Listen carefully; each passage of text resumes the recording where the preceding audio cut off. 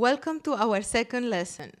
We'll start with the flower of life and expand into a hexagonal and triangular grid. By connecting key points, we will create a structured pattern.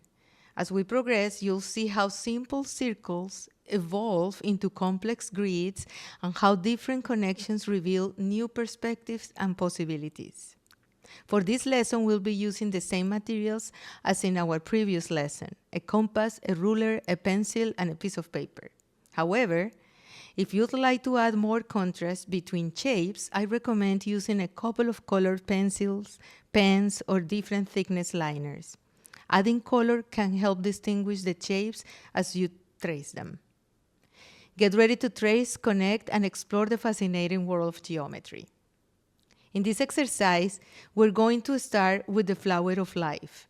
If you haven't seen the first lesson, you can find the link in the description. Feel free to check it out before proceeding. We will begin with the same diagram: 6 circles arranged around a central circle, which will help us create a hexagonal grid. This is the foundation of basic geometry, a mathematical ratio and a proportion system. Once we have our basic flower of life, we will take our ruler and start connecting the tips of the petals. By drawing straight lines between these points, we will form our first hexagon, which will serve as the foundation for the geometric grid we are about to create. Now that we have our first hexagon, we're going to add extra circles around it. To avoid confusion, especially if you don't have the workbook, I recommend marking the intersections by drawing small circles around them. Be sure to use the same radius on your compass when creating these circles. This step will help keep things clear as we build our grid.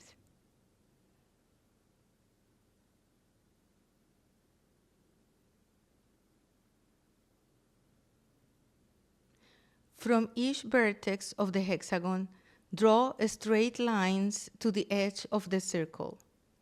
From the end of the new lines, we'll draw additional circles.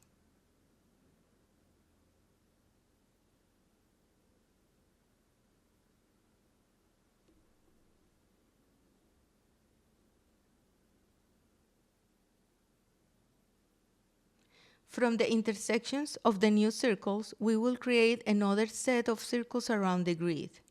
To maintain clarity, I am marking these intersections with small squares. You can use any marking system that works best for you, or if you are comfortable without them, feel free to skip this step. Now that you have added circles at each marked point, we'll start forming hexagons by connecting the necessary lines to complete each individual shape.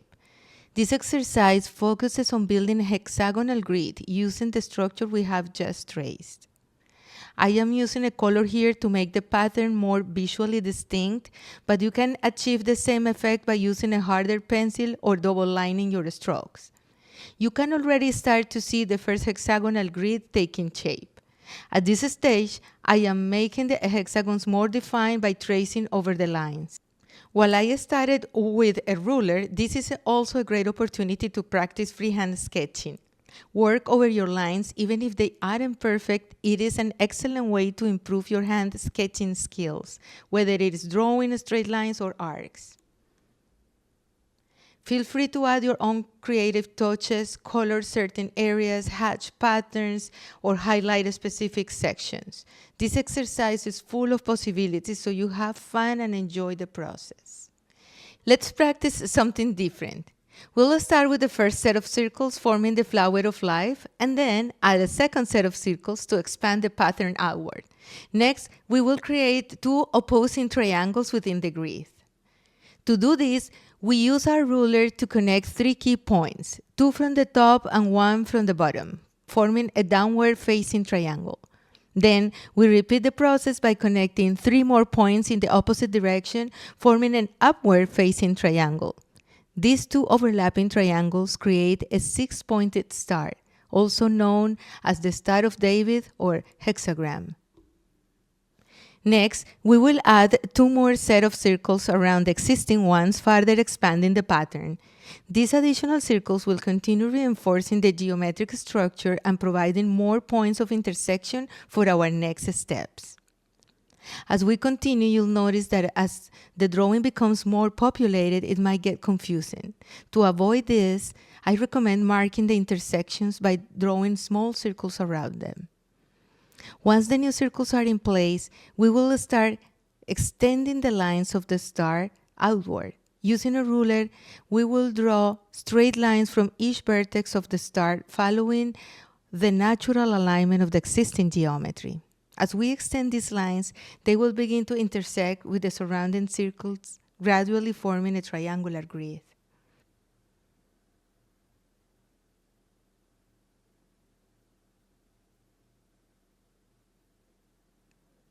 At this point, you might notice that I am building a larger hexagon around the star. This demonstrates how geometry can be infinitely expanded. There is a reason why this pattern is called the seed of life.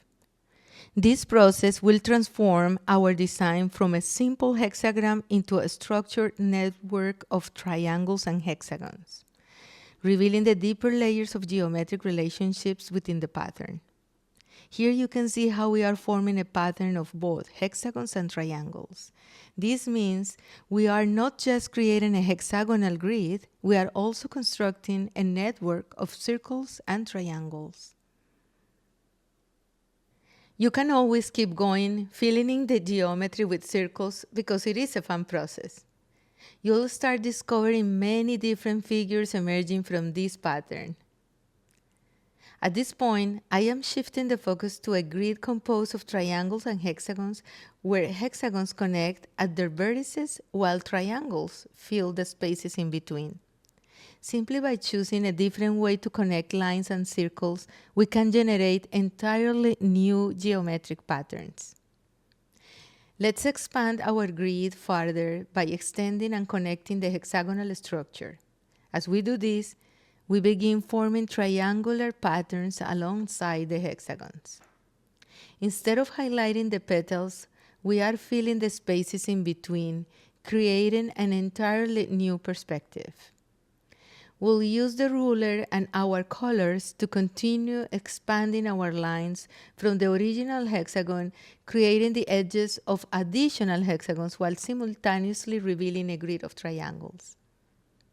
Keep practicing and feel free to highlight different areas using various techniques, whether it is adding color, shading, or reinforcing certain lines. The result will be unique each time. Once we advance further in our lessons, we'll transition into three-dimensional applications. But for now, let's enjoy working in 2D. You can also use this pattern as a grid for creating mandalas. I can't emphasize enough, the possibilities are infinite. I encourage you to practice this lesson and explore different ways to develop your own designs. If you're serious about mastering these exercises, I highly recommend getting the workbook, as it provides a structured starting point and eliminates guesswork. If you have the workbook, I have already provided the center points and a guide to follow, including blank pages with pre-marked centers that you can transfer or print at any size.